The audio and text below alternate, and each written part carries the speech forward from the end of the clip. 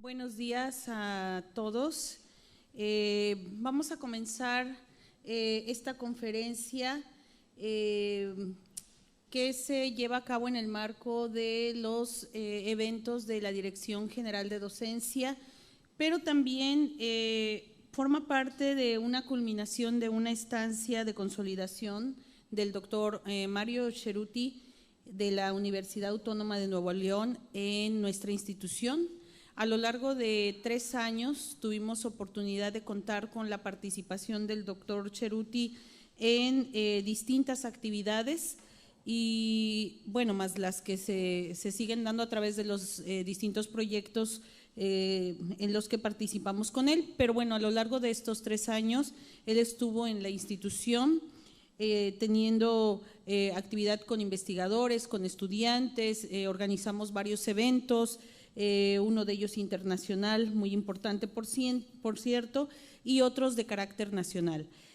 Antes de darle la palabra para que nos presente familias empresariales, tejido productivo y desarrollo regional, tanto en Monterrey como en el Valle del Yaqui durante el siglo XX, quiero dar algunos datos sobre la trayectoria del doctor Cerutti. Él es investigador y catedrático de tiempo completo en la Facultad de Economía de la Universidad Autónoma de Nuevo León. Desde 1989 es miembro del Sistema Nacional de Investigadores, actualmente nivel 3. Él es doctor en Ciencias Sociales por la Utrecht University. En 1989 obtuvo este grado. También es licenciado en Historia por la Universidad Nacional de Córdoba. Es miembro fundador de muchas asociaciones, pero en particular rescato su participación e impulso a la Asociación de Historia Económica del Norte de México, en donde no solamente ha sido fundador, sino motor fundamental para que esta asociación, segunda en su tipo, única en el norte de México, pues se haya mantenido por más de 25 años activa y es reconocida como una de las más importantes por los integrantes y los estudios que genera.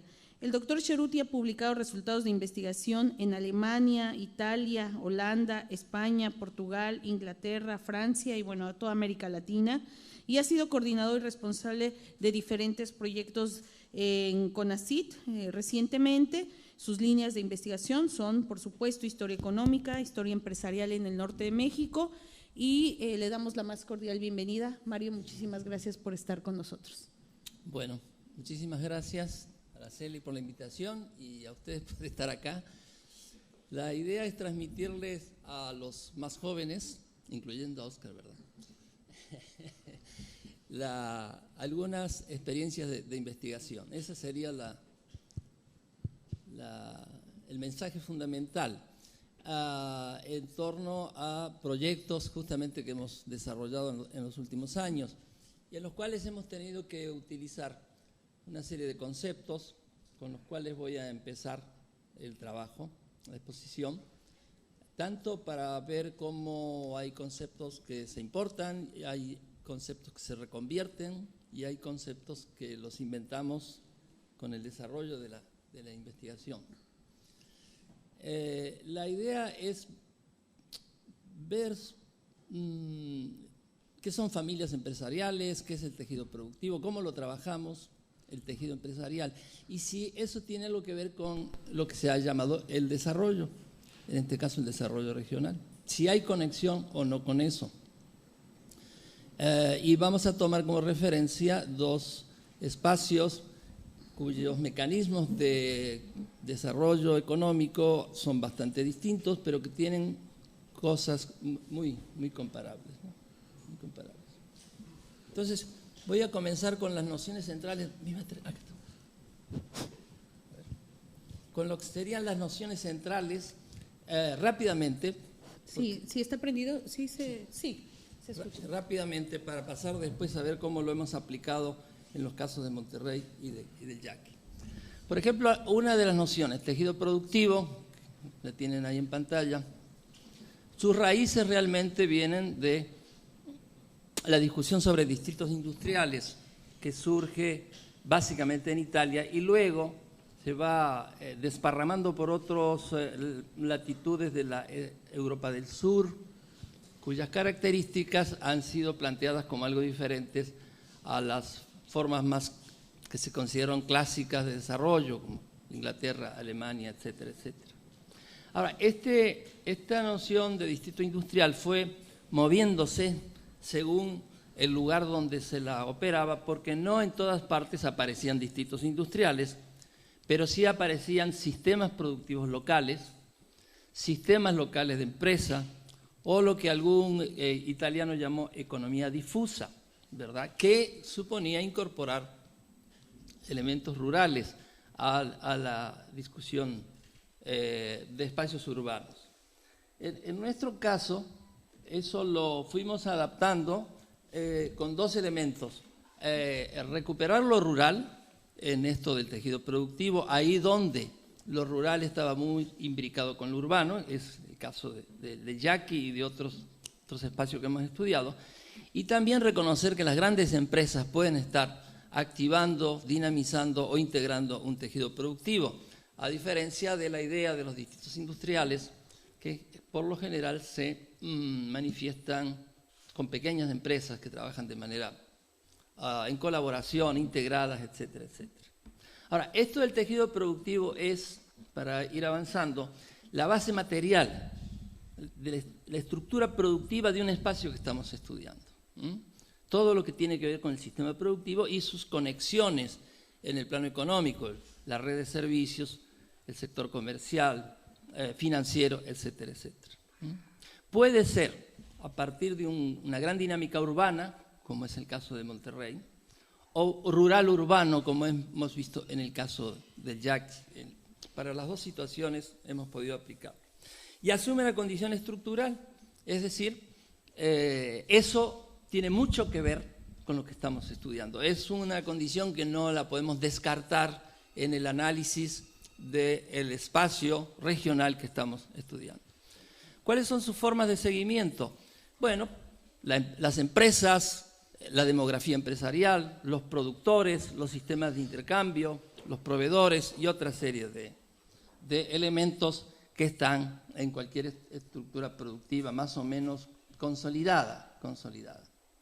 Acá tenemos el mapa de dónde surgió esto de los distritos industriales, que es la zona intermedia de España, ¿verdad?, de Italia, llamada Terza Italia, y que apareció como un fenómeno diferente a lo que se había observado hasta los estudios sobre distritos industriales, que se empiezan a hacer en los años fines de los 60, principios de los 70, dado que se consideraba que esta era una zona de gran desarrollo, muy vinculada a la revolución industrial, y esta era una zona de mucho atraso, podríamos decir, muy latinoamericana, según se comentaba en esa época, ¿verdad? Pero de pronto apareció esto, lo mostró la investigación y se cambió buena parte del discurso en torno a la dinámica italiana. Otra noción importante, familia empresarial. Esta ha surgido, claro, tiene conexiones con otros autores, pero ha surgido mucho de la investigación directa. Esta es una noción que genera la investigación, que puede aproximarse a otras cosas, pero uno le da un contenido más fuerte o distinto. No es una familia empresaria, o sea, una familia que tiene una empresa, es mucho más que eso. No es empresa familiar, es más que tener una empresa familiar. Y tiene que ver mucho con una especie de célula socioeconómica que se construye históricamente en un espacio estudiado, que por supuesto va a tener su carga cultural, ideológica, sus relaciones de dominación o no, sus relaciones institucionales y políticas, etcétera, etcétera. Ahora, uno de los elementos importantes de la familia empresarial es que puede ser una de las claves para la perdurabilidad de un espacio durante mucho tiempo. Cuando se articulan un conjunto de familias empresariales, ya vamos a ver, eso puede ser, no necesariamente, pero puede ser clave para que espacios como de los que hemos estudiado, el Valle del Yaqui, la comarca lagunera, Monterrey, el movimiento del tejido productivo y sus multiplicadores pueda durar 80, 100 o más años. Y si algo sobrevive durante tanto tiempo pese a los cambios de la política económica, las crisis, los desajustes de todo tipo, es porque algo importante se está manifestando en ese espacio. Es un elemento clave para la perdurabilidad, por supuesto para todo tipo de lazos parentales, que ya lo vamos a ver, y también para vínculos de tipo societarios, ya fuera en el marco de las sociedades anónimas o en las organizaciones de tipo empresarial o de productores que surgen para defender sus intereses, que a veces tienen una gran capacidad de presión, como lo podemos ver en los dos casos estudiados. Por un lado son empresarios, algunos de la gran industria, por otro lado son empresarios que derivan del sector agrícola, y en los dos casos hay una gran capacidad de presión sobre quien se deje presionar. ¿Cómo se conformaría una familia empresarial? Bueno, acá tenemos una especie de núcleo, ¿verdad? En torno a la cual hay dos elementos fundamentales. Por un lado, el mundo de los negocios, puede haber un negocio central, esto es muy aplicable al caso de Monterrey, una serie de negocios alternos vinculados siempre a gente de este núcleo familiar, ¿verdad? Y una serie de negocios particulares que cada uno de los integrantes de la familia puede tener, o de las familias puede tener, y que a veces, cuando esto entra en crisis, hace que sobreviva empresarialmente el núcleo. No todo es tener una gran empresa y estar todos asociados en todo. Puede haber, lo hay, está en lo concreto, actividades que están al margen, ¿verdad?, de este gran negocio, Cemex, FEMSA, Visa, Telmex, etcétera, etcétera, pero que cuando esto tiene problemas, de acá salen muchas soluciones. Y la otra forma de integración es esta otra, los matrimonios, donde aparecen los apellidos cruzados. Es muy importante ver siempre el segundo apellido de un empresario o de una empresaria, y asegura la sucesión generacional, le da perdurabilidad al comportamiento familiar y también le va a dar perdurabilidad a este conjunto de negocios. Muchas veces teniendo en cuenta que forman una serie de redes. Entonces, la familia empresarial sería un concepto que tiene que ver con familias importantes en el mundo de la economía y de la empresa, y que sucesivamente, generación tras generación, continúan funcionando ahí 80, 100, 120 años. En los dos casos, eso lo hemos verificado con la investigación, ya lo vamos a mostrar. Y el tejido empresarial, bueno, esto deriva de autores diversos que hablan de tejido empresarial, ¿verdad? Pero la investigación también nos ha ayudado mucho a verificarlo y ampliar el concepto o adecuarlo a las historias que estamos estudiando. Es ya una expresión social y socioeconómica. Ya es un conjunto de familias empresariales que se unen, que se articulan y que forman un cuerpo al cual es muy difícil desarticular, aun cuando haya problemas entre ellas, aun cuando se caiga una gran empresa, aun cuando desaparezca un sector de la economía donde están involucrados, esa generalidad que es el tejido, el conjunto, se puede mantener, y por eso también asume una condición estructural junto al tejido productivo vía las familias empresariales que están enlazadas, ¿verdad?, en un espacio determinado. Incluye esos mecanismos de relaciones y de entrelazamientos, las asociaciones y los gremios, las sociedades anónimas, muy importante todo lo que tiene que ver con los matrimonios y los apellidos cruzados, y se va construyendo una ideología, una cultura, una serie de usos que van cimentando más, sobre todo en tiempos de crisis. Cuando hay que enfrentar a algún enemigo es cuando eso se nota mucho más consolidado. Mientras no hay problemas graves para el conjunto, a veces pueden estar peleados entre sí, pero cuando se les viene encima algún problema, la reacción puede ser bastante fuerte.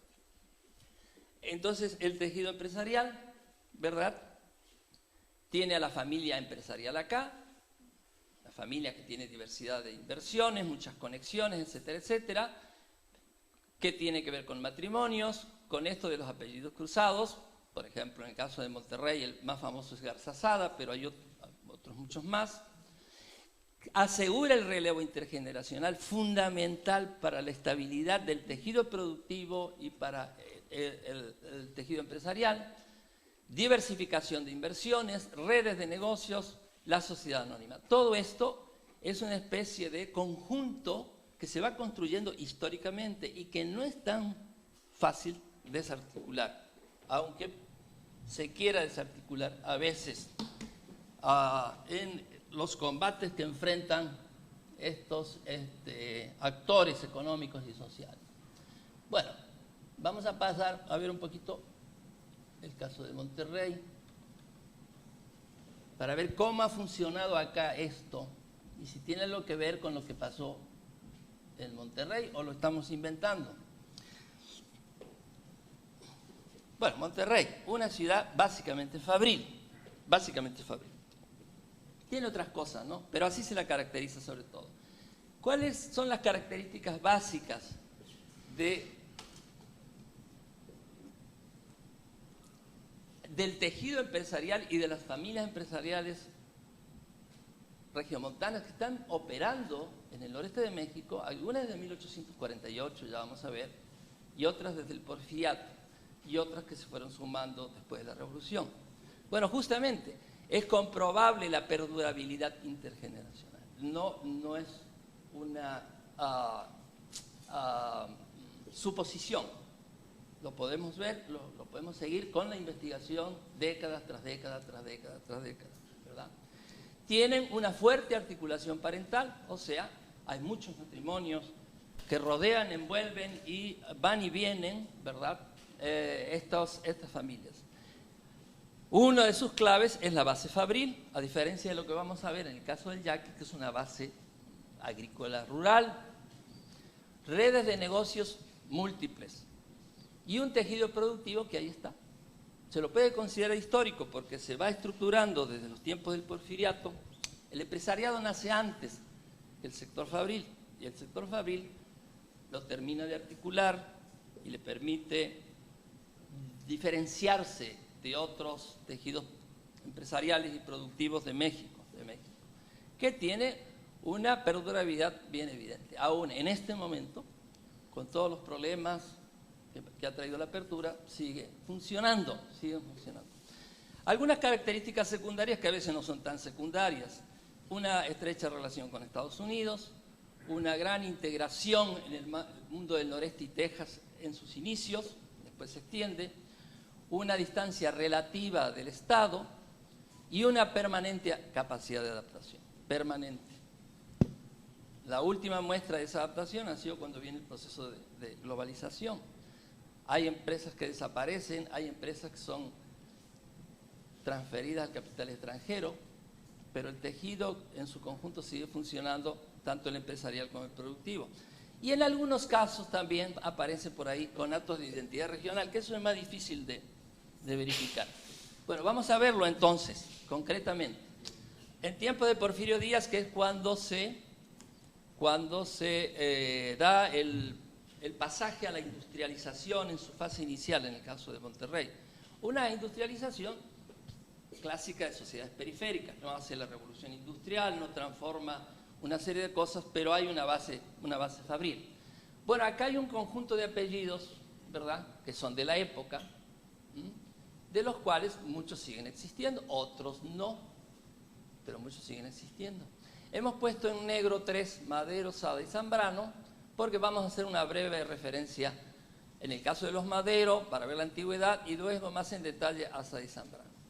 Después de la Revolución aparecen otros que paulatinamente, estos son algunos casos, se van a ir integrando vía asociaciones, sociedades anónimas, corporaciones y matrimonios a los demás. Estos apellidos entonces van a empezar a cruzarse con estos apellidos. Y además, una característica de Monterrey, que no se la puede estudiar en el marco de Nuevo León, sino de un espacio mucho mayor, es su impacto y sus vinculaciones de tipo multirregional.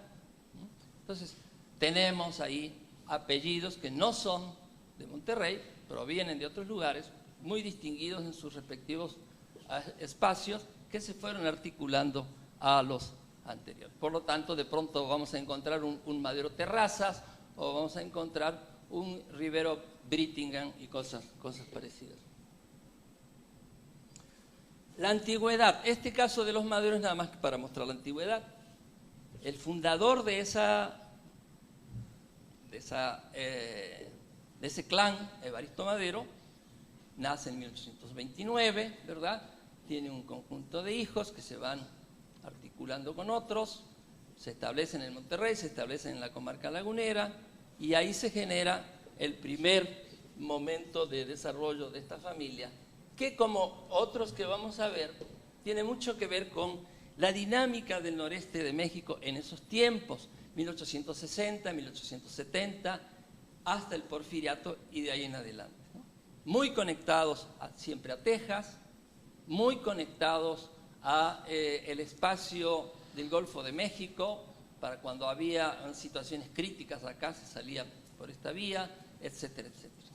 Estamos hablando de 1870, 1880. Un caso que lo hemos seguido en detalle hasta hoy, y que lo voy a presentar acá muy rápidamente, es la familia Zambrano, conocida en este momento por el caso Cemex. El fundador es de 1802. Hacia 1848, cuando se cambia la línea fronteriza, prospera el fundador, genera un conjunto de hijos y de hijas que poco a poco van a ir generando una familia empresarial, y que en los tiempos de Porfirio Díaz participan en una serie de inversiones, ¿verdad? Por ejemplo, acá vemos, tienen relación con 65 empresas en estos tiempos, ¿eh? Fíjense la importancia que tienen en la minería. Eso de que toda la minería está en manos del capital extranjero es otra cosa que hay que empezar a desarmar. Hay que reconocer la importancia del capital extranjero en la minería, pero cuando uno se mete a los archivos, las cosas se mueven de otra manera, ¿verdad? Están en el sector industrial, algunos están en el sector agropecuario, varios de ellos se van a la laguna y están en el sector agrícola, y podemos decir que ya la familia empresarial Zambrano empieza a funcionar en estos tiempos. Esta ya es una generación fundadora de empresas.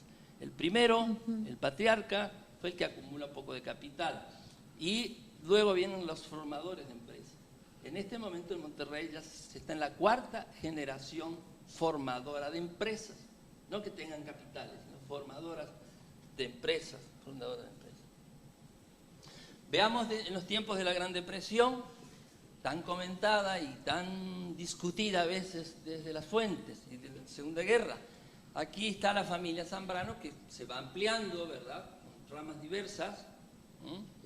Y observen la diversidad de inversiones si uno sigue el conjunto de los Zambrano que están operando en el plano empresarial. Aquí hay de todo, ¿no? Hay antiguos quehaceres, como puede ser un rancho o como puede ser el comercio, pero tenemos también cosas que tienen que ver con la segunda revolución industrial, la segunda revolución tecnológica, ¿verdad? Una muestra de lo que puede pasar en el futuro es la fundación de Cementos Monterrey, 1920. La funda esta familia asociada con otros apellidos de la época, ¿verdad? Estos son los miembros del Consejo de Administración.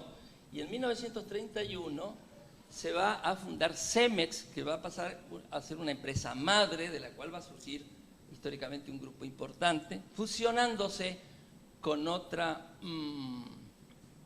cementera que había nacido un poco antes, en 1906, y resalto lo de... ¿Se acabó la pila? Ahí va. Resalto lo de los apellidos, cómo se van cruzando y articulando. Estos son nada más que los miembros del Consejo Directivo. Si uno ya ve el cuerpo de accionistas, la relación entre apellidos se amplía.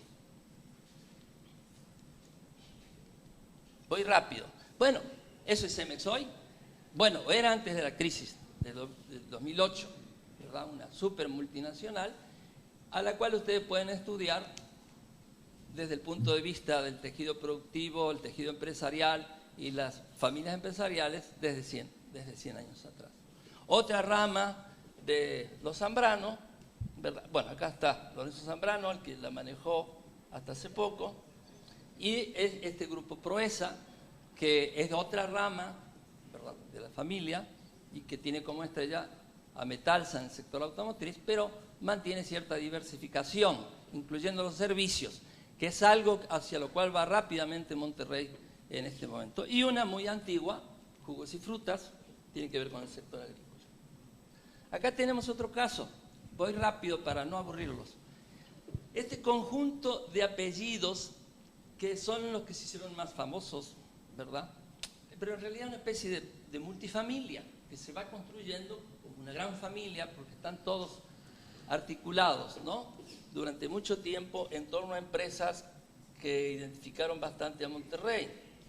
Acá tenemos la primera generación SADA, o sea, la primera generación formadora de empresas, no la primera que puede haber acumulado capital. Son de los tiempos de Porfirio Díaz. Como en el caso de los Zambrano, tienen bastante diversidad, ¿verdad? Y lo más interesante es ir viendo esto. En este caso ya son los socios, los accionistas, que están integrados vía sociedad anónima. O sea, la familia empresarial integra este tipo de empresas, a veces fundándola o a veces invirtiendo en ello, y va articulando un conjunto de relaciones con otros apellidos. En este caso, todos estos apellidos estaban en el cuadro que les mostré más atrás. Esta también es tiempos de Porfirio Díaz. Acá tenemos un caso muy interesante en donde están reunidas prácticamente todas las grandes familias, pero se repite. Esto es muy importante. Esto es el tejido empresarial. Y de cada una de estas familias, aunque hay algunas que no son de Monterrey, se va construyendo esa expresión socioeconómica tan fuerte que nosotros inferimos que es una de las causas de la perdurabilidad de un tejido productivo, de una dinámica regional. La generación 2, formadora de empresas, ya son nuevos. Eran familias de muchos hijos en esos tiempos. Eso facilitaba que por lo menos algunos de ellos fueran más o menos brillantes en el plano empresarial, ¿verdad? No todos lo eran, pero como eran tantos, algunos acertaban. Vean ustedes esta segunda generación en los años 30 y 45, o sea, la depresión y las vísperas de la segunda posguerra. De nuevo se reproduce lo que hemos visto para los Zambrano. Acá hay de todo. Hay negocios básicos, vidriera, pero Colonia Obispado era de un integrante de los SADA que se dedicaba a eso, como cuando mostramos el gráfico de negocios complementarios, marginales o no necesariamente vinculados a vidriera. Ahora, la diversificación es bien amplia.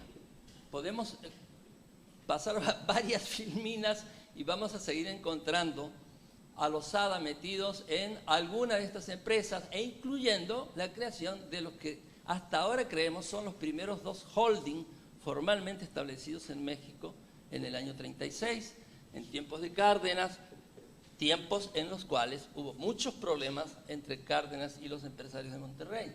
Y hay más todavía. Ustedes, si siguen esta columna, van a observar no solamente cómo están articuladas las viejas familias, sino que empiezan a aparecer apellidos nuevos por acá, ¿verdad? Que son posrevolucionarios, a veces son políticos, ¿verdad? Que se van mezclando con los más antiguos y se mezclan o por la sociedad anónima o por los matrimonios. ¿Qué era el holding de vidriera en 1936 hasta el 77? Bueno, todo un gran grupo muy relacionado, no diversificado. Era la empresa madre de la familia y de sus primos los Garza, ¿verdad? Y esto es lo que tenemos en el año 2010. Pese a todos los problemas que tuvo Vitro, luego de una inversión no muy buena en Estados Unidos, la empresa no ha desaparecido. Y si desaparece la empresa, no va a desaparecer la familia como grupo empresarial. Ese es el punto importante. Puede caerse una empresa, por muy grande que sea, pero el tejido empresarial, el tejido productivo, no se cae tan fácilmente, no se cae tan fácilmente. Acá tenemos uno de los más connotados de Losada. Fue ingeniero, se formó en Estados Unidos, dirigió Vitro durante décadas, etcétera, etcétera. Ya con sus primos, los Garza Sada, acá está el fundador del Tecnológico de Monterrey, famoso por su trayectoria. Y acá viene algo que me interesa resaltar, porque lo vamos a ver también en el caso del yaqui, y lo vemos en el Valle de Culiacán, y lo vemos por acá por Mexicali, y lo vemos por otros rumbos, donde las cosas siguen funcionando después de 80 o 90 años. Ahí yo les he marcado un poco las relaciones de estas familias citadas con otros apellidos, ¿no? Con otros apellidos. Estos son los apellidos cruzados. Y esto ustedes pueden hacer 50, 60, 70, 80 ejemplos si lo siguen históricamente. ¿Okay? Muy importante. Ese es el tejido empresarial existente hoy. Entonces, las familias empresariales en el caso de Monterrey tienen que ver con los matrimonios que derivan apellidos cruzados, la aparición de este tipo de familias, de redes múltiples, la construcción de un tejido empresarial. Todo esto asegura, por un lado, el relevo intergeneracional y la perdurabilidad de la presencia de estas familias en la dinámica económica. En el caso de Monterrey, hasta la formación de grupos económicos y grupos industriales. La otra vía, todo va funcionando a la par, son las sociedades anónimas, la diversificación de inversiones, las redes de negocio. Muchas veces, cuando estamos hablando de un sector de alta concentración de capital, una empresa madre, un holding, ¿verdad?, etcétera, etcétera. A ver si es cierto. Acá está el nombre inicial de las empresas que se formaron y acá está el momento del origen.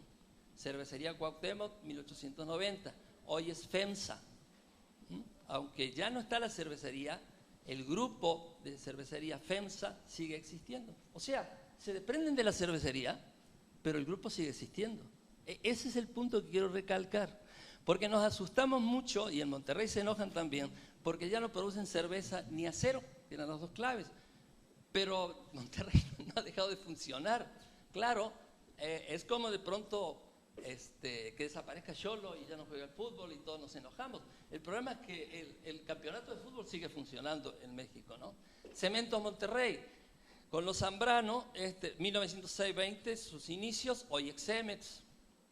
Hojalata y Lámina, esta crece a partir de la sustitución de importación en el 43, hoy es Alfa. Vidriera Monterrey nace en el 9, hoy es Vitro, y la que hablábamos recién, Proesa, que aparece en el año 56, sigue manifestándose. ¿Qué ha pasado con estas empresas hoy? FEMSA, sectores, bebida, comercio y otros, muy especializado, está en el exterior. Principal vendedor de Coca-Cola en el mundo y la que maneja Oxxo, que es la empresa que más crece en México año por año. Cemex, ya hemos visto lo que es, está en el exterior. Alfa, diversificada relativamente, con sectores bastante significativos, y la integración de sectores que son de alta rentabilidad. No importa que sean algo tradicionales, como nos dicen a veces. La importancia para quien invierte es la rentabilidad de la empresa. Diversificado, por supuesto que está en el exterior. Vitro está, Proesa está, etcétera, etcétera. O sea, ahí está, y estoy mostrando casos seleccionados. Esto se puede multiplicar de manera mayor. Vamos a ver el caso de yaqui. ¿Cuánto llevamos? ¿Media hora? Está bien. El asunto es no hablar más de 45 minutos porque si no, se aburren los presentes. Vamos al caso del yaqui. Tal vez menos conocido. Claro, como ahí supuestamente no hay industria, es que no hay empresarios, lo hemos escuchado muchas veces a eso. Pero nosotros encontramos muchos empresarios en el yaqui. Vamos a ver de dónde salen. Acá el asunto es que estamos en un área básicamente agrícola. Entonces, las combinaciones de las técnicas y de investigación se mueven un poco. El manejo de los conceptos se tienen que ajustar. No vamos a encontrar acá Cemex. No lo vamos a encontrar. Una vez un colega de Sinaloa decía, bueno, es que en Sinaloa no hay empresario. Ah, no hay empresario. No hay ningún Zambrano acá, no hay ningún Lorenzo Zambrano, ni una Cemex. Bueno, no hace falta que cada empresario tenga una Cemex para ser empresario. Esa es una suposición un poco sesgada del investigador o del académico. Esto derivó de temas de investigación en los cuales con Araceli y otras colegas estamos trabajando hace unos 10 o 12 años. Nos pusimos a estudiar las áreas de base agrícola, justamente para ver eso, pero desde el punto de vista de la actividad empresarial. ¿Qué es lo que había en estas áreas? Encontramos lo mismo que en Monterrey. Tienen un desarrollo regional histórico. Por ejemplo, La Laguna está funcionando desde 1870. El yaqui que lo estamos trabajando acá, ya podemos decir que desde el año 2025 empieza a generarse y ya estamos casi cumpliendo un siglo. De nuevo, lo que comentamos al principio, si esto dura 100 años, algo debió pasar ahí que puede ser motivo de investigación. Y lo que seguimos nosotros es el mundo empresarial muy descuidado en el caso de México, la agricultura empresarial. Se ha estudiado mucho los campesinos, se ha estudiado todo lo que sucede con la reforma agraria, etcétera, etcétera. Y el mundo empresarial no solo no ha sido estudiado, sino que ha sido muy generador de disgusto, sobre todo en los tiempos de Echeverría, etcétera, etcétera. Pero la característica está, perdurabilidad. ¿Qué es lo que lo hace perdurar? Vamos a ver. Entonces la pregunta era, ¿por qué siguen funcionando? ¿Cómo enfrentaron situaciones de crisis? ¿Se reconvirtieron o readecuaron en situaciones críticas? ¿Qué sucedió con la apertura? El papel del empresariado, no estamos estudiando los ejidatarios, estamos estudiando la agricultura empresarial y por supuesto el papel del Estado estratégico, siempre en todas estas cosas y más en el mundo agrícola. Los temas claves o conexos que hemos tratado de ver en esos proyectos de investigación, según el investigador y la tendencia de cada una, fueron multiplicadores y tejido productivo, tejido y familias empresariales, ya mencionado. Si hay diversificación en las inversiones ahí, como hemos visto en Monterrey, si hay cambios tecnológicos y sus tendencias, los sistemas de crédito, si han existido o no han existido, que sí encontramos que había bastante crédito, no siempre era crédito bancario. Si han enfrentado situaciones de reconversión, como pasó con La Laguna al pasar del algodón a la cuenca lechera, y las comparaciones interregionales, que son parte del método en historia. Estas son las regiones que más hemos analizado, o los espacios regionales más analizados, ¿no? Estos que son en blanco acá, este espacio es de Araceli, no voy a hablar mucho de ella, no sea que me trate de plagio. Este también, blanco, son regiones de base algodonera en sus inicios y durante mucho tiempo. Acá la región del yaqui, triguera, por eso lo hemos puesto con amarillo. Y estas son las hortaliceras de Culiacán, de Sinaloa. Y dejo a Monterrey ahí de negro, por lo del acero, porque mucho, en mi caso sobre todo, que me ha servido para el análisis de los otros espacios, tiene que ver con lo que yo había encontrado en Monterrey, aunque sean historias económicas y productivas diferentes. Acá apareció un elemento de contexto que se los voy a mencionar. Una política de Estado a partir del año 25 que va a alargar grandes obras de irrigación. El yaqui es una derivación de eso. La Laguna no. La Laguna surge antes de esas políticas de Estado, pero el yaqui surge gracias a ellas. Esto que hemos llamado la agriculturización del desierto, o sea, hacer grandes vergeles productivos en medio del desierto. Todo eso lo hemos podido ver. Por supuesto, el hecho de que hubiera agricultura no quiere decir que no hubiera tejido productivo. Pues sí, claro que existe. En torno a la agricultura se mueven muchísimas cosas, especialmente el sector servicio, tejido productivo. Si había diversificación de inversiones.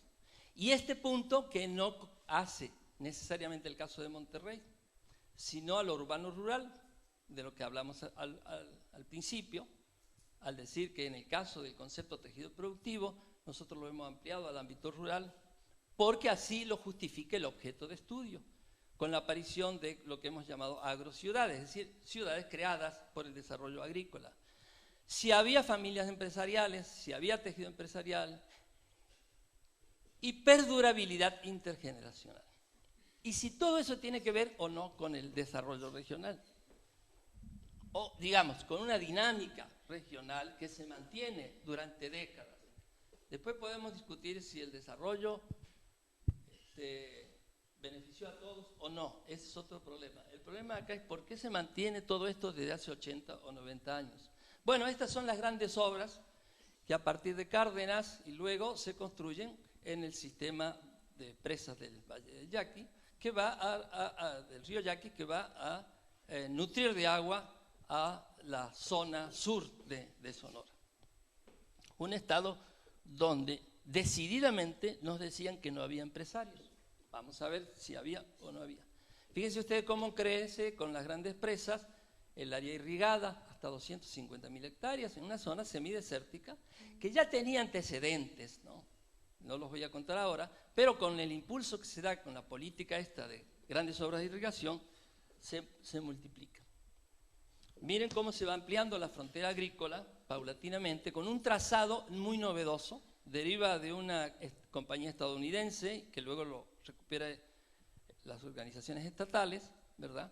Manzanas de 400 hectáreas, y cuando se instala la última presa para distribución del agua, se amplía hasta las 250.000 hectáreas en 1952. El Valle del Yaqui, entonces, está entre los grandes distritos de riego que se formaron básicamente después de la Revolución, ¿verdad? Pero que hay que incluir también el previo a la Revolución, que es la laguna.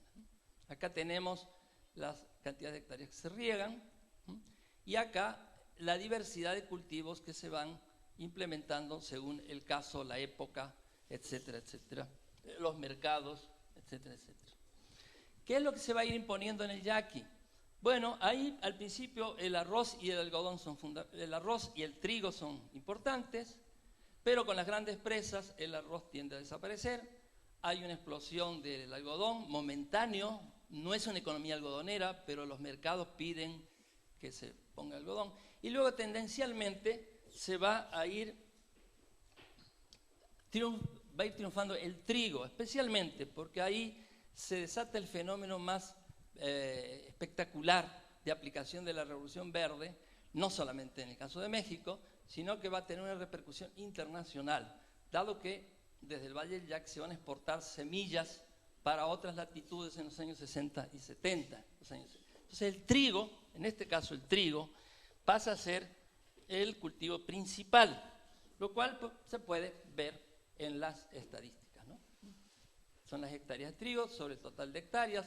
Vean ustedes cómo el trigo va ocupando porciones importantes, y en la medida en que triunfa se llamaba la Revolución Verde, se va ampliando el área de cultivo del trigo, y también se va ampliando la cantidad de hectáreas que se están cultivando.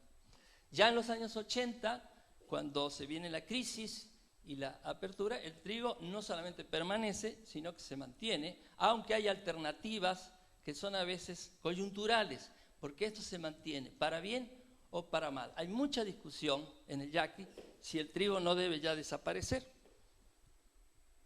porque no es lo que debería haber en este momento. La última siembra, 2015, 175.000 hectáreas, o sea, sigue siendo un espacio triguero, pese a que no siempre parece ser lo más aprovechable. Los costos la productividad triguera del Yaqui es de las más altas del mundo, ¿verdad? Se ha llegado a tener hasta 7 toneladas por hectárea, lo que pasa es que los costos de producción son muy altos y le está pasando lo que le pasó a la laguna con el algodón. Tenía niveles de productividad muy altos, pero los costos de producción eran muy altos y entonces tenía problemas de rentabilidad. Pero vamos a lo que nos interesa. ¿Cómo podemos seguir nosotros este mundo de la empresa en el yaqui? Bueno, acá, para ir cerrando la exposición, hacemos una especie de trabajo de natalidad empresarial, viendo las empresas que se fundan en este periodo, del 26 al 65, ¿verdad? Y observando cuántas de ellas son agrícolas y cuántas están vinculadas al sector agrícola. O sea, que prestan servicio, le venden insumos, comercializan las cosechas, transforman las cosechas, etcétera, etcétera. No nos quedamos en la pura área agrícola, sino que la ciudad creada por la agricultura le responde con una serie de actividades que sumadas pasan a ser en este periodo el 42% de todas las empresas fundadas en Ciudad Obregón, con momentos de alto componente. Fíjense acá en el año 41-45, casi el 64% de todas las empresas constituidas en este quinquenio tenían relación directa o indirecta con la agricultura. Incluso empiezan a dejar de crearse empresas agrícolas y se multiplican las empresas vinculadas, como sucede acá. Esa es otra forma de presentar, lo que de paso nos indica los momentos de mayor auge y menor auge de la actividad fundadora de empresas. Observen cómo cae acá esto en los tiempos de gran discusión sobre el mundo de la empresa agrícola que caracterizó al sexenio de Echeverría. Bueno, este es el tejido productivo en torno a la agricultura. En esos años 30 que estudiamos, 25 al 65, encontramos 110 empresas estrictamente agrícolas, pero 50 dedicados al agrocomercio, es decir, a la distribución previa o posterior, 40 al sector agroindustrial, 35 al sector agroservicios y otras derivadas que hay por ahí. Más organizaciones gremiales de los productores, etcétera, etcétera. Dentro de las empresas agrícolas y vinculadas, el 56% fueron las vinculadas y solamente el 44% estaban en el estricto sector de la producción de campo. Bueno, ¿y quiénes son los que están detrás de esto? ¿Quiénes son los que andan en todo esto? Acá hicimos una selección de 8 familias principales en el mismo periodo y estas son la cantidad de empresas en las que participan o fundan o constituyen o se asocian durante ese periodo estos apellidos. Todos esos apellidos están vigentes todavía en Sonora. Incluso muchos de ellos están metidos en la política, ¿no? Pues, el caso de Burs fue gobernador. Los Laborín, los Esquer, los Bortas, están todos por ahí. Parada, etcétera, etcétera. ¿Y ligados a Mexicali? ¿Y ligados a Mexicali varios de los? Claro que sí, sí señor. Seleccionamos 5 de esas familias, las más importantes. De todas ellas nos quedamos con esta familia. Es una muestra. Lo mismo que elegimos los Zambrano o elegimos los Sada. Acá elegimos los Parada. Todo esto es cuantificable, tiene que ver con fuentes registradas. Los Parada. En todos esos tiempos habían participado en 41 empresas. O sea, la familia Parada y sus ramificaciones, entre 1925 y 1965, había participado de una forma u otra en 41 empresas, de las cuales 35 estaban vinculadas al sector agrícola, aunque no tuvieran más que 3 o 4 empresas agrícolas. ¿Qué indica esto? Una actividad empresarial diversificada en torno a la agricultura. Acá los tenemos representados de otra forma. De esas empresas señaladas, 11 eran agroindustriales, es decir, la transformación de la materia prima. El sector servicio es fundamental, 9 de ellas. El sector que llamaríamos de comercialización o distribución había 6.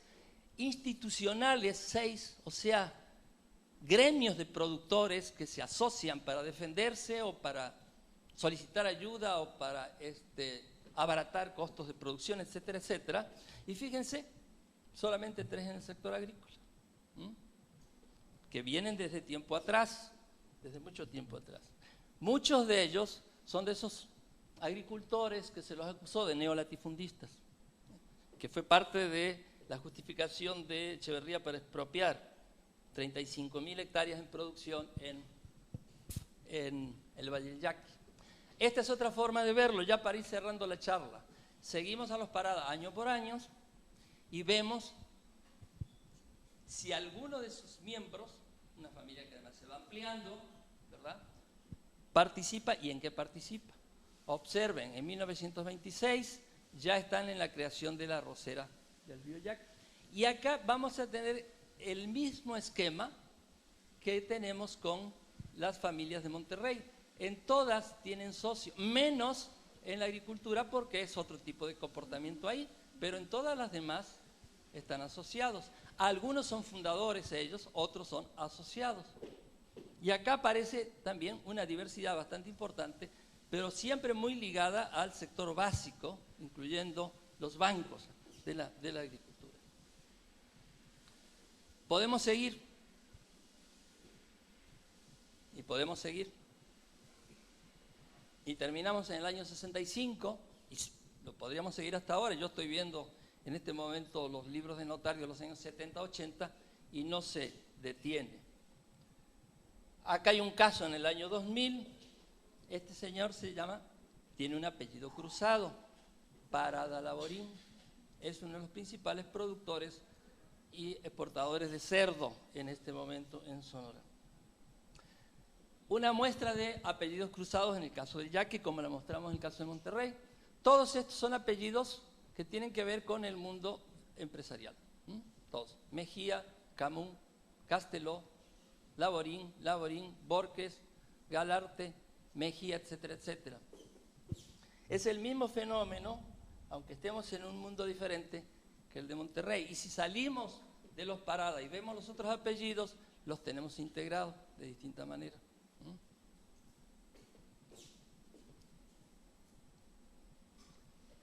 No hay mucha diferencia entre esto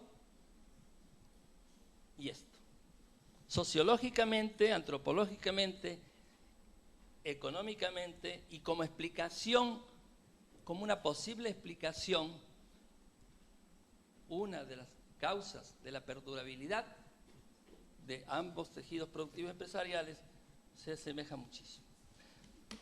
Entonces las preguntas finales que me las van a contestar ustedes o que podemos hacer serían las siguientes.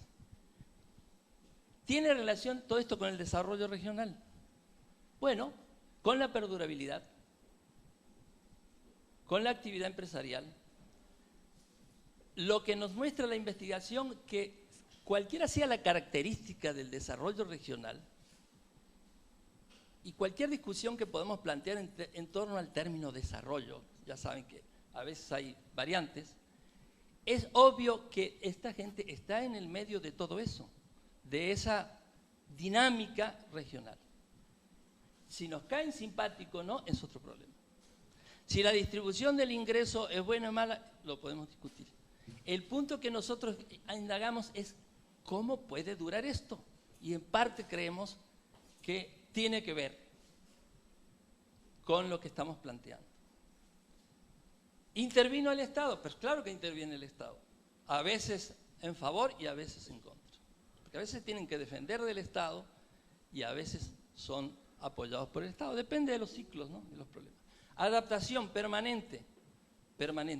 En este momento los trigueros del Yaqui ganan dinero, aunque los costos de producción son muy elevados. Y en parte ganan dinero porque son subsidiados. Es parte de la discusión que se les plantea. No solo usan mucha agua, sino que además hay que subsidiarlo. Entonces, ¿hasta dónde puede llegar el Yaqui y hasta dónde le va a pasar lo que le pasó a la laguna? Que tuvo que salir del algodón y que le costó un cuarto de siglo pasar de la economía algodonera a la economía vinculada a la leche. ¿Se pueden comparar los casos? Yo creo que sí, de los dos que hemos observado. La comparación viene a partir de estos conceptos: tejido productivo, tejido empresarial, familias empresariales. Son temas relevantes. Yo creo que pueden ser relevantes para explicar por qué algunas regiones desaparecen del mapa y otras persisten. Por ejemplo, lo que no podemos saber es qué ha pasado en el entorno de Matamoros, en Tamaulipas, que fue un área de gran desarrollo en una época, y ahora no sabemos bien si sigue existiendo o no, porque no tenemos investigadores que lo hagan. Yo creo que tiene mucho que ver con la experiencia acumulada todo esto y con políticas públicas que pueden ser favorables siempre y cuando las organizaciones empresariales o de productores sean fuertes y sean capaces de exigir, tengan o no tengan razón. La conclusión ya finalmente es que creemos que sí, que de lo que hemos dicho hay una relación con lo que llamamos desarrollo regional, entendiendo por eso una dinámica productiva que no cesa, que se multiplica y que crece durante décadas. Bueno, muchas gracias. Eso es todo. Gracias.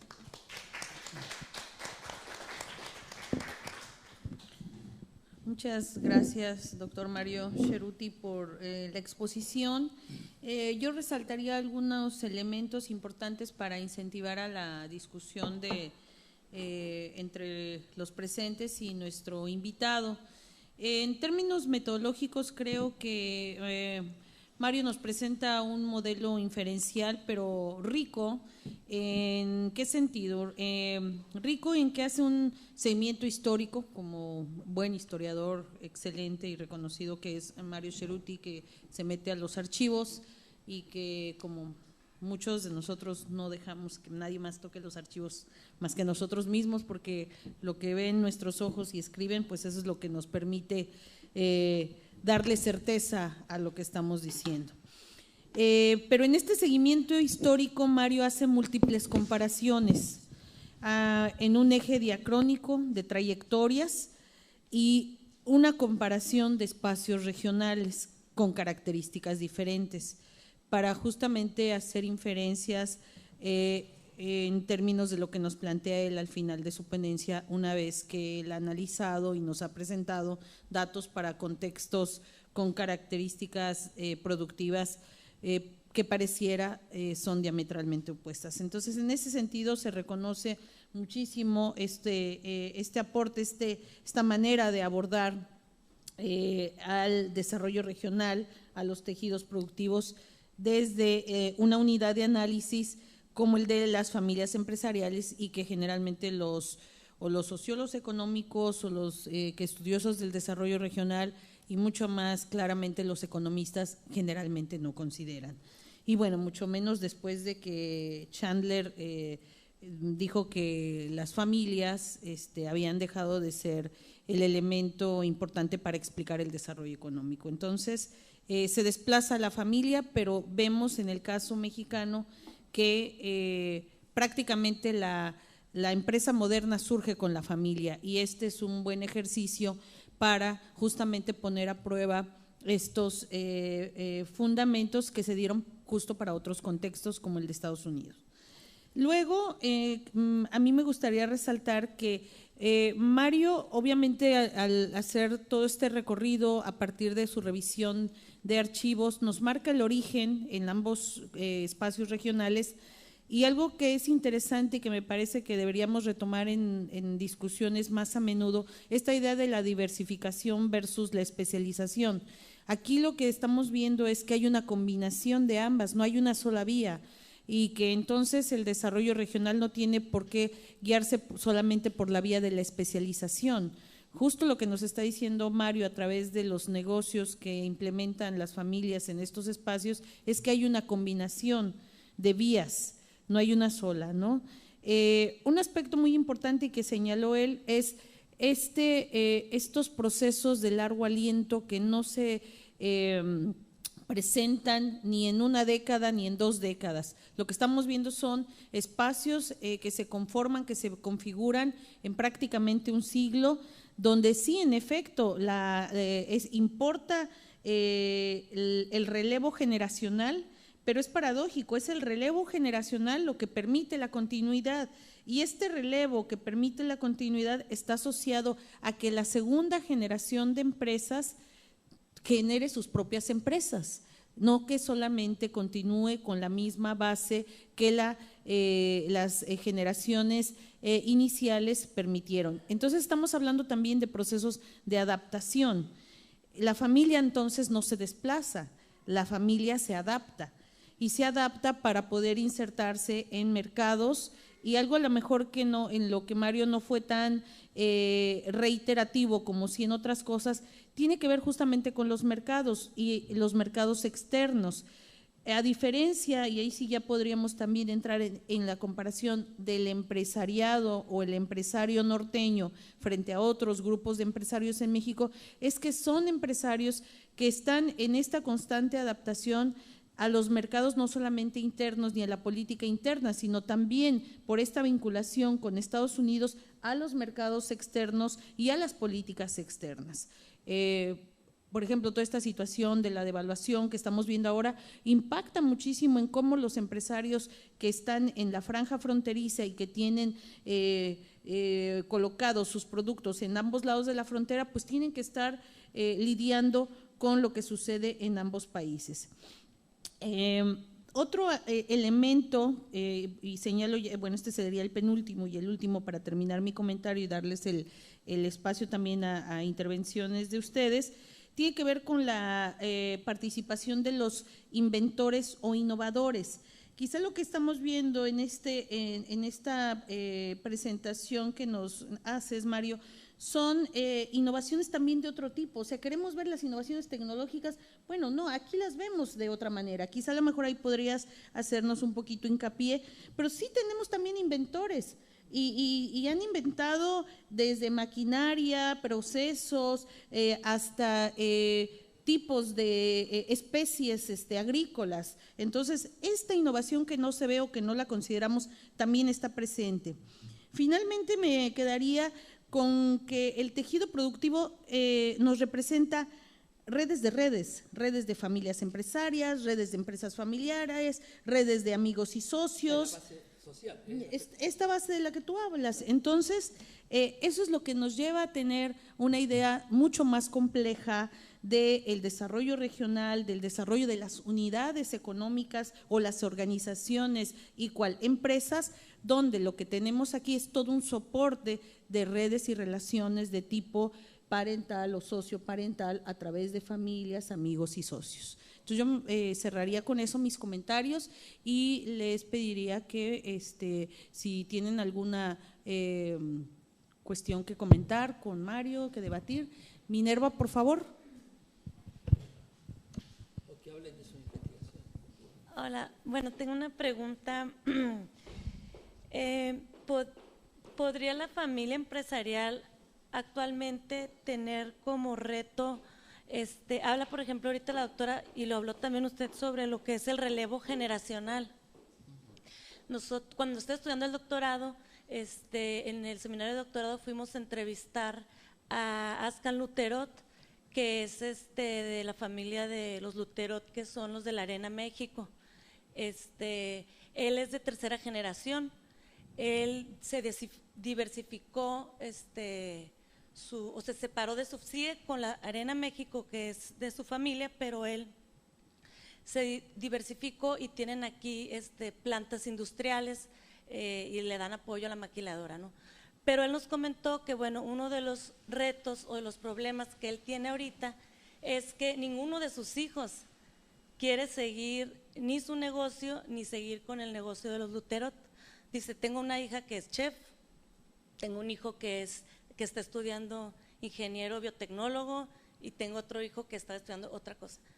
Dice, ninguno de ellos quiere entrar, entonces o le pongo un restaurante a mi hija o empiezo a invertir en biotecnología, en laboratorios, pero ese es el problema, por ejemplo, que yo como empresario, que vengo de una familia empresarial, que yo soy tercera generación y que he estado con los negocios de la familia, ahora tengo esta situación, ¿no?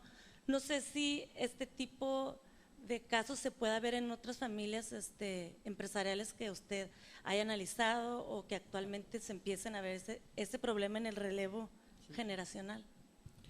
¿Alguien más tiene? Sí, tenemos allá atrás y adelante Felipe. Con estas tres, Mario, y luego hacemos una segunda ronda.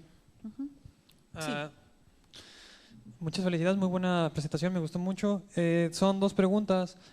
Una de las claves que usted mencionó sobre el éxito de estas familias empresariales o tejidos empresariales era la perdurabilidad. Entonces mi pregunta es si la perdurabilidad también incluye el aspecto espacial, es decir, el apellido Garza Sada, por ejemplo, ¿solamente es importante en Nuevo León o puede extenderse? Me presentó un mapa donde hablaba de la relación con Texas, pero si se extiende un poco más hacia el sur o todos los demás casos que he analizado, si es perdurable nada más en el apellido o también en el espacio. La otra, cuando analizó el caso de Nuevo León, de Monterrey, mencionó que primero surgió la figura del empresario y después ya Monterrey se convirtió en un espacio fabril.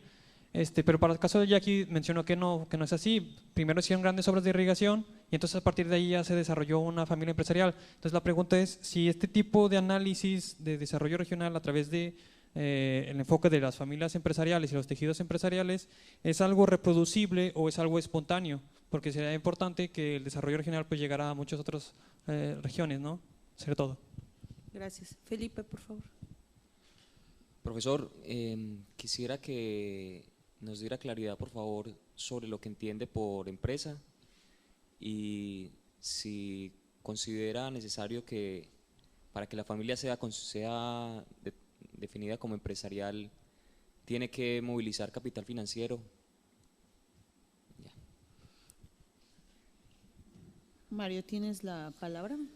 Bueno, Minerva, es que en estos tiempos iniciales las familias eran muy numerosas.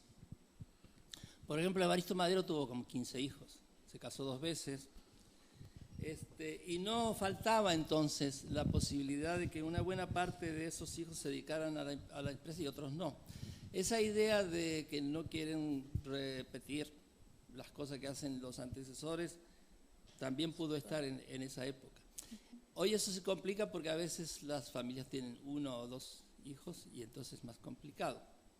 Sin embargo, no deja de seguir funcionando buena parte de todo esto. Por ejemplo, tú me dices que el hijo de este señor está estudiando ingeniería, ¿no? Y la otra estaba estudiando chef. Bueno, son potenciales empresarios. De manera que, aunque no sigan en los negocios del padre y no dependan del padre, pueden estar en la actividad empresarial. O sea que no cambia el aspecto. El hecho de que no se herede la empresa del padre no quita la posibilidad de que la familia, por sus relaciones, sus capacidades, sus antecedentes, etcétera, etcétera, siga generando empresarios. Es un poquito más restringido esa posibilidad y además se corre el riesgo de que un apellido se pierda. Por ejemplo, de pronto el apellido Garza ha desaparecido de FEMSA, porque el último Garza Lagüera tuvo hijas. Entonces ahora la única forma de saber si sigue el apellido Garza es viendo el segundo apellido de los hijos del matrimonio de cada una de las hijas. Por eso es tan importante lo del segundo y a veces hasta el tercer apellido. Tal vez ya FEMSA ya no sea Garza, aunque lo sigue siendo, será Fernández, pero Fernández está casado con una Garza y va a ser Fernández Garza. Eso ha pasado con Vitro, por ejemplo, ¿no? Un político y empresario importante de allá se llama Fernández Garza, por otra vía. Entonces yo creo que sigue siendo vigente y también está el otro asunto, la aparición paulatina, histórica, de nuevos apellidos que se van entremezclando. Yo creo que no cambia la cuestión y es parte de la perdurabilidad, no cambia demasiado. Lo de las familias y el espacio, claro, depende del tipo de actividad. Por ejemplo, Cervecería Cuauhtémoc en los años 30, 35, empezó a ocupar el mercado nacional. Y entonces el apellido Sada y Garza Sada, también vidriera, se difundió por buena parte de México, ¿sí? O el apellido Zambrano, en el área de cementos, es un apellido internacionalizado. Pero en el área de frutos y cítricos, ¿verdad?, pues tiene relación desde siempre con Estados Unidos y no mucho más. Pero claro que sí, depende del tipo de empresa, del tipo de sector. Empresarialmente van ocupando espacios, todo lo que la dinámica les permite. Ahora, que los Garza Sada se vayan a vivir a Puebla o se vayan a vivir a San Antonio es otra cosa. Eso no es necesariamente obligatorio, pero la actividad sí, claro que sí, y las formas además. Por ejemplo, ya sabemos que Monterrey se ha caracterizado por el control que ha tenido siempre de los sectores obreros, ¿no?, con los sindicatos blancos e independientes. La gran lucha que tuvieron ellos con Cárdenas en los años 30 era porque Cárdenas quería meter la CTM y ellos no se dejaron. Y salieron empatados, ¿eh? Ni ganó Cárdenas, ni ganaron los de Monterrey. Cárdenas dejó ahí algo que se llamó CTM para su tranquilidad, pero los sindicatos fueron bajo control. Ese esquema de sindicato blanco, sindicato de empresa, que además lo usaba Japón siempre, además que los japoneses son buenos y los de Monterrey son malos, lo han tratado de llevar a Puebla, lo han tratado de llevar a Veracruz, lo tratan de llevar a Guadalajara, y a veces les funciona y a veces no. O sea, la irradiación se da, lo que no se da es que la familia se mude. Y en el yaqui sí hay antecedentes, yo no lo cité por razones de tiempo. El apellido Parada lo encontramos ya a fines del Porfiriato, funcionando en el yaqui. Preceden a la expansión, a la gran expansión agrícola. Y son los que van acompañando la política de irrigación bajo control del Estado y se aprovechan en gran medida de ellos y sobreviven a todo tipo de tumultos como los otros, entre otros la reforma agraria, buena parte de la tierra pasa a manos ejidales, ¿no?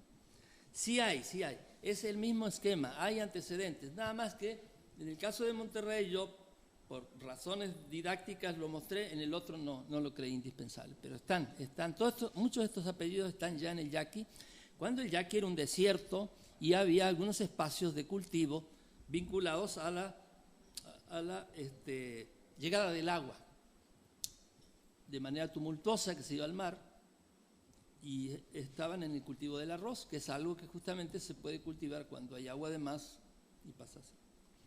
Bueno, una empresa es una organización, como un partido político, como la iglesia o como un buen equipo de fútbol cuando le va bien. Es una organización en la cual tiene que haber dirección, gestión y elementos muy especiales de este tipo de organización, entre ellos el capital.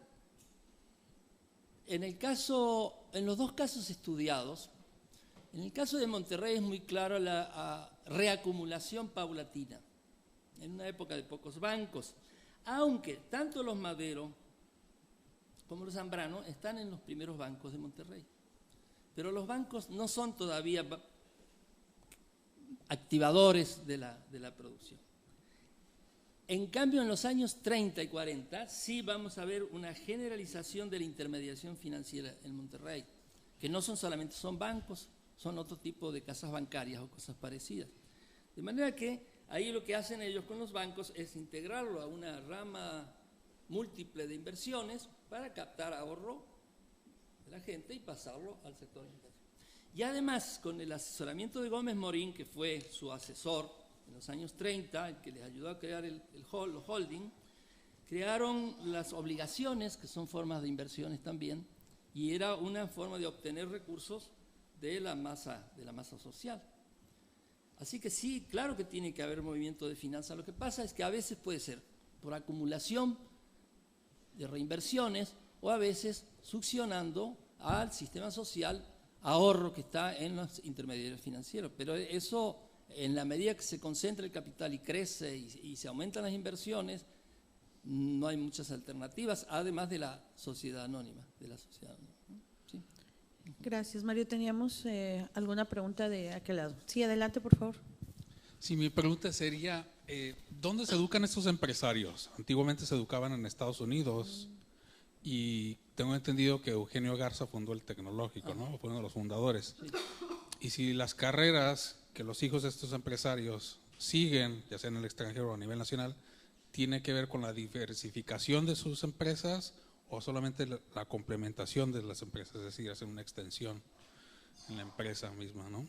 Entonces, Lo que uno encuentra cuando sigue a los apellidos y a los empresarios, no tanto a las empresas, a los empresarios, que siempre tienen ramificaciones diversas, siempre.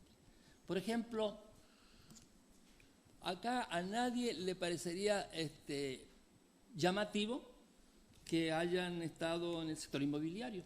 No, pues, si están en la cerveza, están en el cemento, están en el acero. Y sí, hay algunos de los, incluso mujeres, muchas mujeres hacían inversiones en otras áreas. De manera que la diversificación siempre existe. El problema es qué importancia puede tener el grado de diversificación en la masa global que se está moviendo. Y en ese sentido, Vitro tiene, o FEMSA, ¿verdad? Tiene un tamaño que no se compara con el abrir un fraccionamiento o de pronto poner una juguera o establecer una cadena de restaurantes. Pero siempre hay. Y no necesariamente tiene que estar el empresario principal. Como le va a pasar al que tú decías, Minerva, un hijo a lo mejor se puede dedicar a otra cosa, la ingeniería civil, y se pone a construir ahí cosas, y la hija quiere ser chef, no quiere estar allá donde el papá está armando automóviles, por la razón que sea. Pero hay casos que sí. Un caso muy impresionante en este momento es la familia de la hija de Emilio Botín en España, del Grupo Santander, ¿no? Este señor Botín, que también tiene una larga historia familiar de banqueros y de empresarios, murió hace un par de años y había formado a la hija, y la hija es en este momento la presidenta del Grupo Santander y está pegando unas renovaciones fantásticas en el sistema internacional del Banco Santander. Entonces, están las dos cosas. No todo hijo de empresario tiene por qué ser empresario. Y tampoco quiere decir que todo hijo de empresario no quiere ser empresario. En historia hay ejemplos para todo. Y esa es la dificultad de las rotundidades que a veces escuchamos. En el mundo concreto hay ejemplos para todos. Se los cito siempre a los alumnos. Industrialización sin el Estado, claro. Revolución industrial sin el Estado, claro. Inglaterra y Estados Unidos, sin intervención furiosa.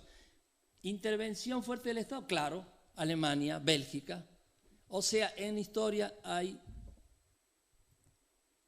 ejemplos para todos. Y por eso hay que ser cuidadoso con las afirmaciones tan terminantes. Acá nosotros hemos planteado una serie de derivaciones de la investigación que nos parecen verificables, nada más. Óscar, ¿qué ibas a decir? Bueno, sí, había una anterior, por favor, por orden. Es que está el micrófono atrás. No. Atrás, por favor. No, es que te vi ahí. Tiene el micrófono para que se grabe, Mario. Adelante, sí. Tenía un par de observaciones. La primera es, cuando mencionó usted que esta dinámica al parecer empieza o se origina en el centro de Italia, lo que conocemos hoy como Italia, sí. Se me vinieron una serie de ejemplos que preceden a este nuevo país, ¿no?, que conformó Garibaldi. Se vinieron familias libanesas, familias caldeas, familias sirias, judías, que llevan en mi memoria histórica dinámicas similares, ¿no? Tanto bancarias como empresariales, ya sea con productos primarios, que son anteriores a lo que conocemos como Italia. Entonces, me pregunté yo si era un punto de vista medio eurocéntrico nomás citarlo en esa región de Europa. Como segundo inciso, la conversación que usted comenta, que se comentaba al final de los 60s y 70s, sobre el retraso del sur de Italia como la latinoamericanización de esa área, se me hizo interesante esa conversación regional me preguntaba yo si no se debía la relación por la teoría de la liberación y no más bien su cercanía geográfica con el continente africano, el Mare Nostrum, que primero lo citó Mussolini y después era un tópico de los Césares, culturalmente hablando. Entonces esa es la primera parte, ¿no? Inciso A y inciso B. Mi segunda pregunta era, me pregunto yo cómo las familias empresariales van a mutarse con las dinámicas que se vienen en México, post-TLC, como el PPT, el foco de, si se van a volver un foco de atención para productos transgénicos y el sobreendeudamiento por estatal que hemos estado viendo como un fenómeno reciente en el país, ¿no? Y con ello, por ejemplo, costos de vivir e invertir en la región estatal. Esas eran mis Esa sería la última pregunta, si están usando elementos que tienen que ver con lo transgénico, invirtiendo en eso. Bueno, cito por ejemplo el caso de la familia Hank, que es una familia reciente en el grupo Gruma, de acuerdo al programa de Carmen Aristegui, y antes de que la quitaran, no voy a mencionar nombres, pero citaba a Carmen Aristegui como la conversación de los grupos transgénicos que Sarucán en un programa del Canal 11 criticaba de cómo teníamos que ser muy vigilantes con los productos transgénicos, pero el grupo Gruma lo promocionaba con los Hank. Y yo me pregunto si la agricultura es un factor en estas familias empresariales, ¿cómo van a mediar estas presiones que no nomás son particulares de México, sino también las vemos en Estados Unidos, ¿no? Como bienestar social, ¿no? Como un factor para importar de beneficio. En otras palabras, las van a forzar a que acepten productos transgénicos y con ello otras cosas, ¿no? Como minas, etcétera. Y se van a tener que prestar por presiones políticas que existen, porque lo vimos en el cardenismo, muy desfavorables, pero lo vimos en el alemanismo, muy favorables, ¿no? No desfavorables con el cardenismo, o echeverrismo y el salinismo, ¿no? Que se benefician. Entonces yo me pregunto, con estas nuevas fuerzas globales como el PPT, productos transgénicos y sobreendeudamientos estatales, ¿cómo van a estas familias empresariales a amortiguar esas fuerzas en lo que usted vislumbra que se vienen como problemas o factores latentes, ¿no?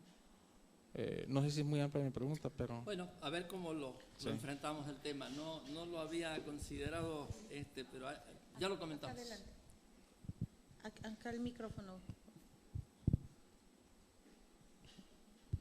¿Ahora sí hablo o espero que contestes? Por favor. Es que yo vi que hiciste así y te di la palabra, pero te están boicoteando. No, era el orden. Está bien. Muchas gracias, Mario. Como siempre es un placer escuchar tus presentaciones. Quería preguntarte sobre el concepto de tejido productivo. Digamos, en tu exposición me queda clarísimo, los otros dos, los presentas como el centro de tu conceptualización. Familias empresariales, tejido empresarial, para mí es muy claro, y no tanto el de tejido productivo, pero a lo mejor es un problema del propio concepto, porque en la literatura, digamos, sobre fenómenos más recientes, yo encuentro el mismo problema, que se le usa a veces como metáfora o a lo mucho como apoyo heurístico, claro. Y no tanto con una precisión conceptual que tal vez mereciera. Sí. Por ejemplo, en tu presentación a veces aparece como sinónimo de aglomeraciones especializadas. Puede ser. O a veces como síntoma de asociación o vinculación interempresarial, en fin, es poco, se le usa de manera distinta en diferentes contextos, Y bueno, en fin, me gustaría escuchar, te digo, a lo mejor es un problema del propio concepto, que en otras áreas de la literatura tiene la misma imprecisión, ¿verdad? Y el otro punto es tal vez marginal, pero me refiero a tu comentario sobre el hecho de que fines del 19, principios del 20, las familias, por ejemplo, en este caso las regiomontanas, las familias empresariales, estaban muy metidas en la minería y que entonces, pues eso un poco desmiente la idea del control del capital extranjero sobre la minería. Bueno, no sé, porque yo recuerdo vagamente datos que, según yo, pues sí documentan muy claramente el control, digamos, abrumador del capital extranjero sobre la minería. Pero aquí lo interesante en todo caso sería, bueno, en todo caso son espacios de acumulación de capital y probablemente de aprendizaje empresarial de estas familias. Correcto. Que realmente no pintaban, por ejemplo, en la producción de metales industriales o preciosos, pero que tuvieron ahí un espacio muy importante en estos dos ámbitos, acumulación y aprendizaje, pero que no cambiaría, digamos, la versión oficial del control abrumador del capital extranjero. No la cambia, la matiza. La matiza, ya lo comentamos. Está bien. La matiza, o sea, porque, bueno, vamos por partes.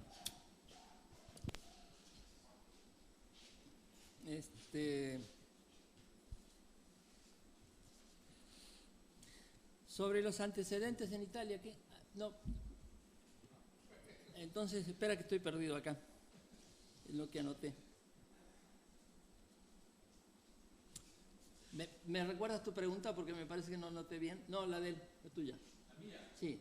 Me pregunté dónde se educaban las familias empresariales. Correcto. ¿Dónde se educaban las familias empresariales correcto. En México?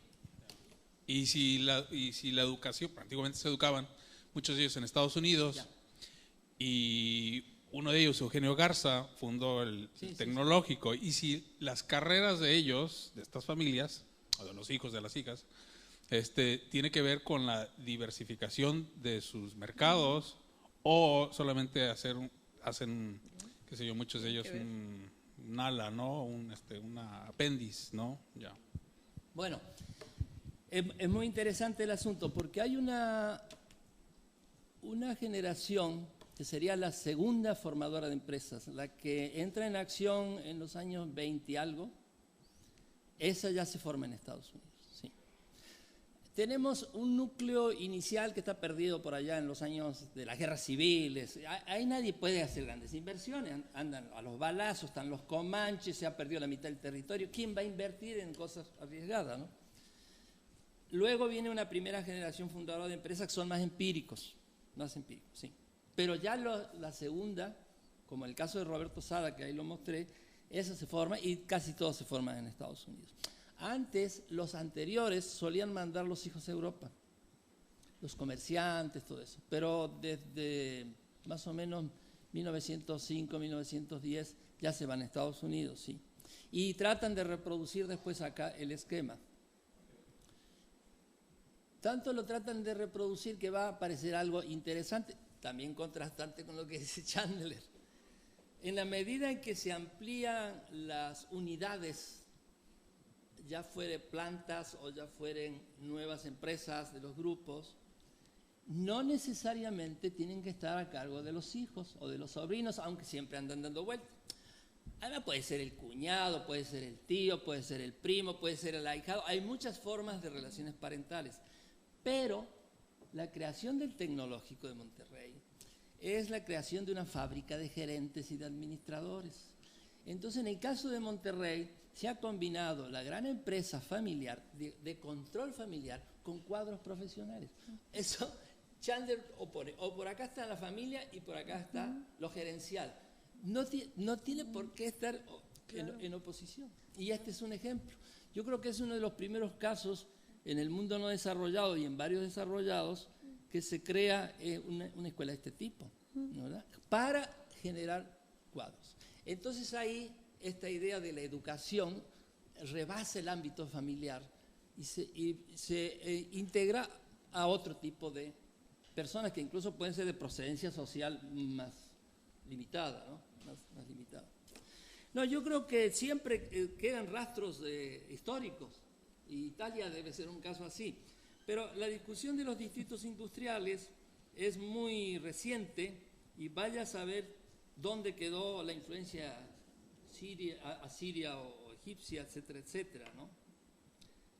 Yo la deslindaría un poquito, como también podemos deslindar a la España del siglo XIX de la expulsión de los judíos en 1492. Seguramente una de las grandes barbaridades que se hizo en la España de la Isabel Católica fue expulsar a los judíos, porque eran parte central de la actividad empresarial, hablando del mundo empresarial, ¿no es cierto?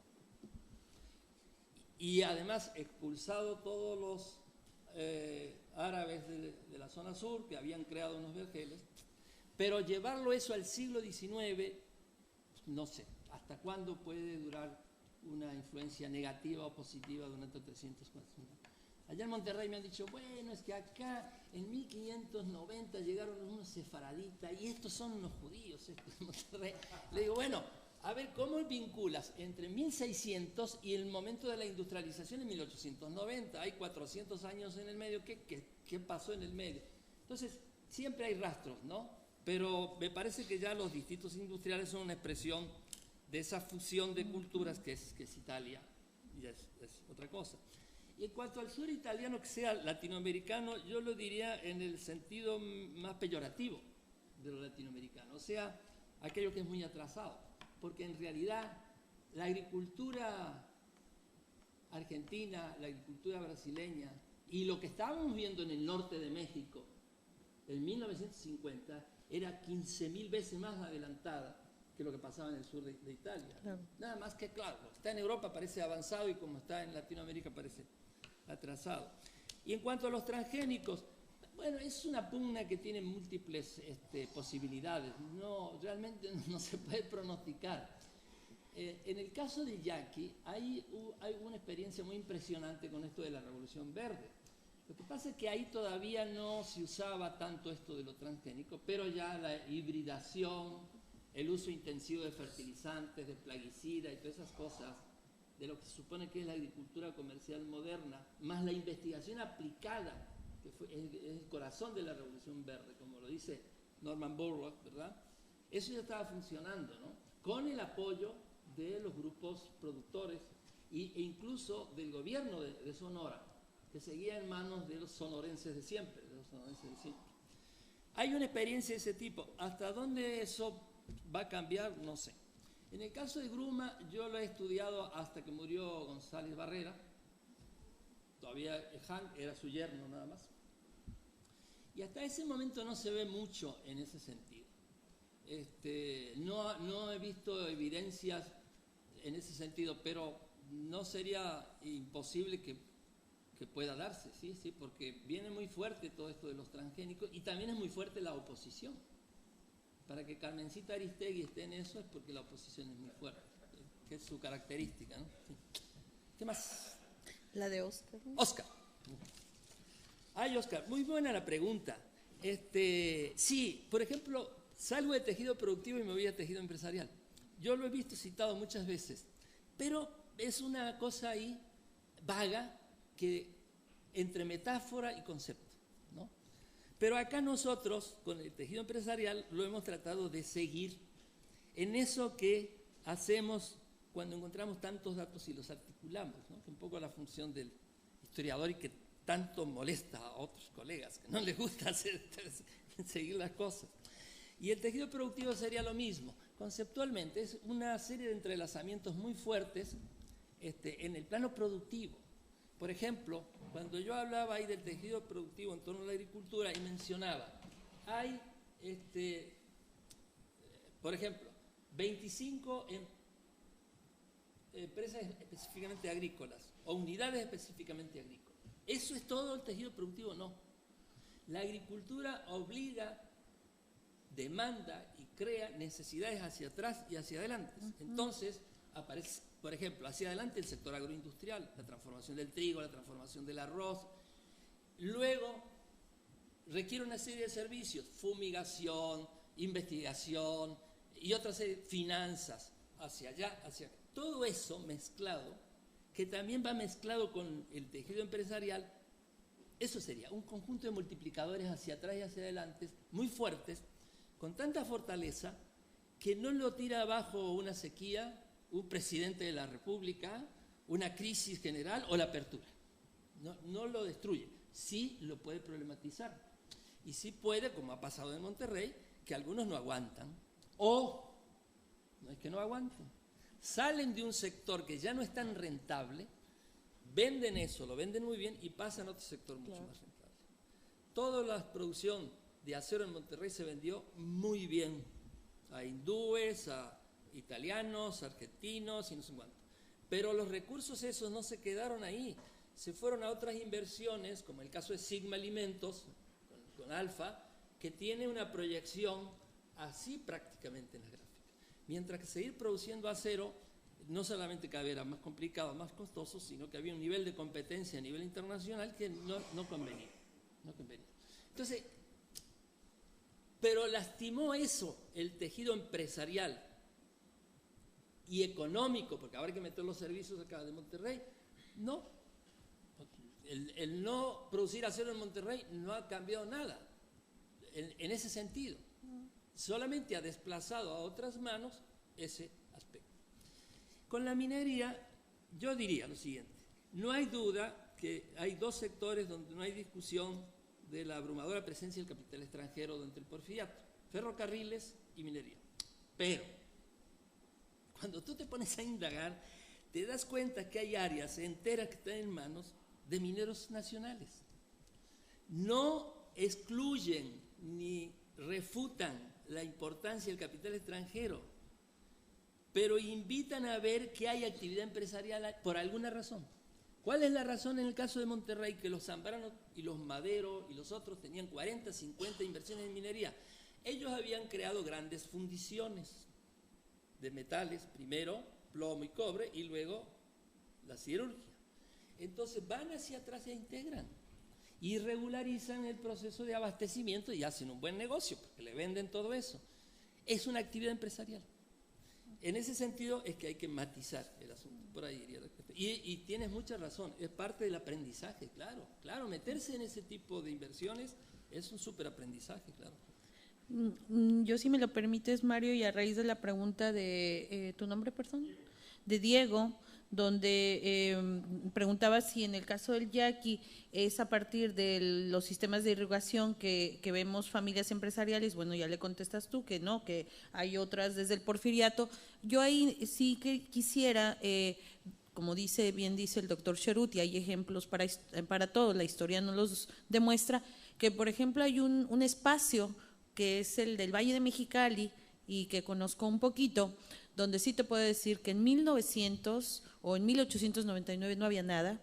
En 1901 se inaugura el primer canal de riego, Álamo, y para 1915 lo que vemos ya es un desarrollo agrícola impresionante que se va a desarrollar a partir de la industria del algodón y donde no tenemos antecedentes coloniales. Yo creo que es uno de los espacios más paradigmáticos en ese sentido. Claro que tenemos las concesiones que se le van a dar a los Villarino en el caso del Mexicali y a los Argüello en el caso de Tijuana, bueno, que en aquel entonces no era Tijuana, ¿no? Rancho Tijuana, luego Zaragoza y después ya Tijuana. Pero justo en ese espacio, ahí sí es un caso muy atípico, donde no tenemos presencia prácticamente colonial, donde las comunidades autóctonas son seminómadas y no va a haber un asentamiento real, no hay una hacienda de tipo colonial que anteceda a los terratenientes que después van a venir, y ahí sí vamos a tener una presencia muy fuerte de los extranjeros. Y hasta los 20, muy avanzados los 20, casi al final, ya una presencia de mexicanos. Esa es una trayectoria particularmente, insisto, paradigmática, que sí rompe con algunas de las cosas que se han tocado, pero bueno, es un ejemplo adicional. No, y hay que señalar que no es que haya ya una familia empresarial en Yaqui, hay una familia parada, que como había una familia Zambrano y había una familia Sada, que paulatinamente van construyendo una familia empresarial. No es que desde siempre hay la familia, correcto, 20.000 cosas, ¿no? Correcto. Claro, es una producción siempre de larga duración, correcto, histórica. ¿Por qué no aparece la familia Sánchez Bueno, porque la familia Sánchez Navarro medio la desaparecen con la reforma, ¿no? Y sus tierras, ese sería noreste, pero está bien porque Monterrey también es noreste, sus tierras pasan a otras manos que sí van a tener mucha influencia en el desarrollo de la laguna, claro que sí, en el caso de la laguna. Son prácticamente expropiadas por su alianza con los franceses, ¿no? Con los franceses. Ahí tenemos un factor político fuerte que puede hacer desaparecer una familia, pero detrás de ello brotaron 3 o 4 que después generaron una serie de cosas importantes en la laguna. Muchísimas gracias. Le vamos a dar un aplauso al doctor Mario. Gracias por la asistencia y por escuchar. Gracias por estar el día de hoy. Mario, te entregamos tu constancia.